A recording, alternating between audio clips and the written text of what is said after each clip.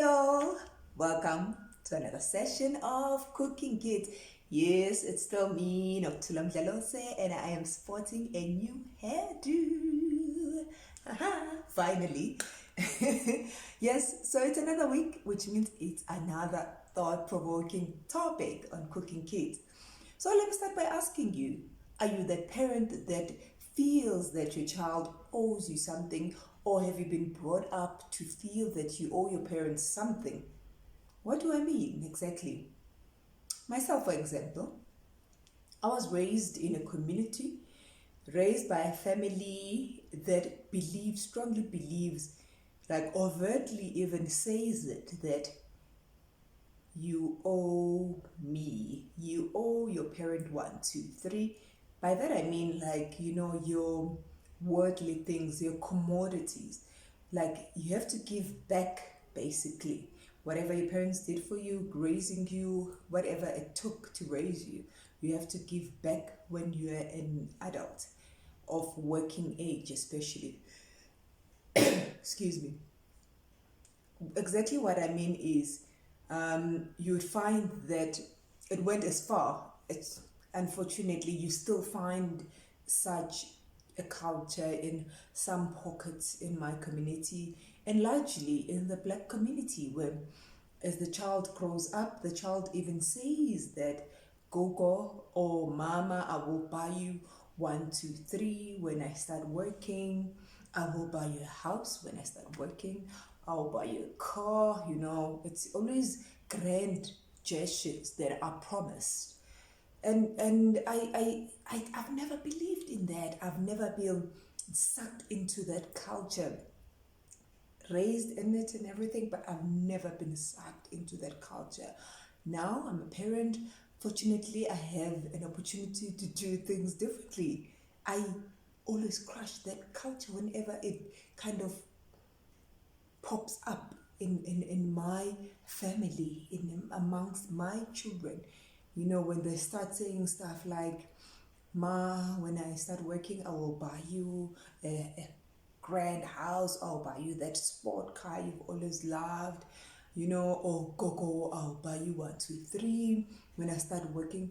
And I tell my kids, I say my kids, that's including my sister's kids, then I tell them, there's absolutely no need to buy me one, two, three, my child, because I'm working now to ensure that I have a better future as well.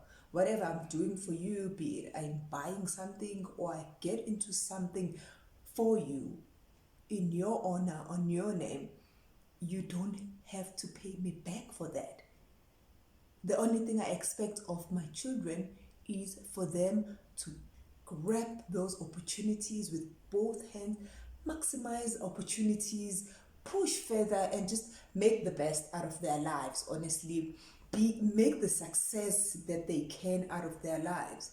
I do all that I do for them because I need them to grow up to be independent, to be self-sufficient, to be fairly successful human beings in 10 adults.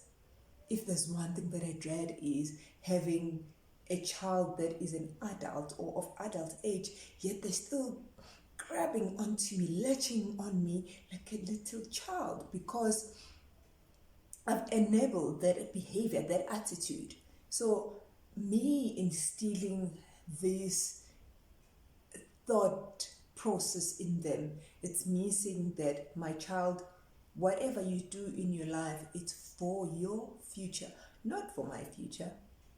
I work hard. I do my best to ensure that I invest in my future while I still can. I say my future when I'm much older. Maybe I'm of pension age. I never want to see, God forbid, I never want to see myself in a space where my child find themselves in a pressured position or manipulated by seeing the terrible state my life is in, or seeing certain holes in my life that they need to plug, and in them plugging those holes, closing those holes, it means them now in carrying a financial burden or over indebting themselves. Because honestly, the truth is, when growing up promising all those things to your parents or your guardians, it's very innocent, because you don't comprehend at that age, you don't comprehend the sense of life, the expensiveness, or the whatever is required to make your life whole. It's hard as it is to make your life for yourself. So imagine now having that burden of financial burden of having to carry another human being, another adult. Honestly, I don't want my child to go through that. Hence, I always instill, do you, my child, whatever you do, plow it for your future. Do it for your future. Do it for your older self. I'm sorted. I'm fine. I never want my child to be sucked into that thinking. Whatever they do for their mother must just be out of the goodness of their heart and without putting themselves in any debt, and just the make success of themselves.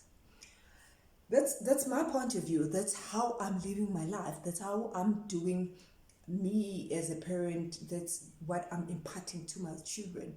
How are you doing it? How have you been raised? Are you happy with how you've been raised? Are you instilling that to your children, or are you changing the whole narrative? Please do share. Parents are waiting to hear. Please do share. Put in your comment there on Cooking Kids, the comment section. I am on Twitter as well at Sexy Knox. And then on Facebook, it's Nokuthula Mdlalose. You'll see my face. There's a whole lot of Nokuthula Mdlaloses there, but you'll find me there. Let's share. Let's get each other thinking. Let's grow each other to be better and more improved parents. Until we meet again, remember to always love the ones you hold dear to you and yourself. Bye.